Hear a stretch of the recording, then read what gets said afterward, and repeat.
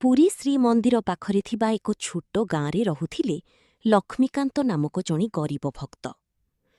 ସେ ପ୍ରତିଦିନ ସକାଳେ ଉଠି ଦୂରରୁ ଶ୍ରୀମନ୍ଦିରକୁ ପ୍ରଣାମ କରି କହୁଥିଲେ, ଜୟ ଜଗନ୍ନାଥ।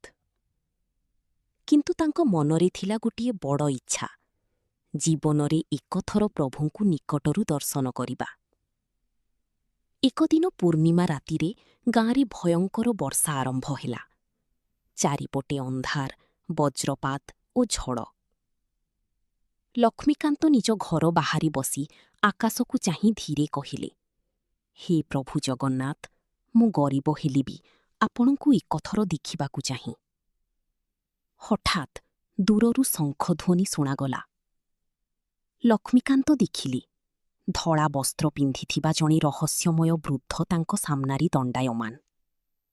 ବୃଦ୍ଧ ଧୀରେ କହିଲେ, ଭକ୍ତ, ଡରନି, ମୋ ସହିତ ଚାଲ। ଲକ୍ଷ୍ମୀକାନ୍ତ ସେ ବୃଦ୍ଧଙ୍କ ପଛେ ପଛେ ଚାଲିଲେ। ଭୟଙ୍କର ବର୍ଷା ହେଉଥିଲା, କିନ୍ତୁ ଆଶ୍ଚର୍ଯ୍ୟ କଥା, ତାଙ୍କ ଶରୀରକୁ ଗୋଟିଏ ବି ବର୍ଷାବୁନ୍ଦ ପଡ଼ୁନଥିଲା।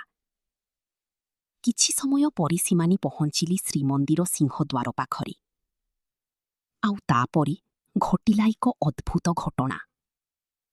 ମନ୍ଦିରର ବନ୍ଦ ଦ୍ୱାର ଆପେ ଆପେ ଖୋଲିଗଲା।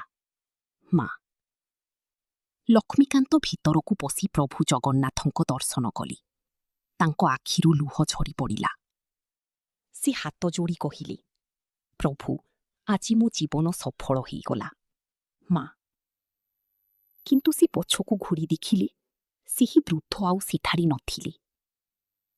ସେତେବେଳେ ମନ୍ଦିରର ପୂଜାରୀ ଆସି କହିଲେ, ତୁମେ ଭାଗ୍ୟବାନ। ଯେଉଁ ବୃଦ୍ଧ ତୁମକୁ ଏଠାକୁ ଆଣିଥିଲେ, ସେ ସ୍ୱୟଂ ପ୍ରଭୁ ଜଗନ୍ନାଥ ଥିଲେ।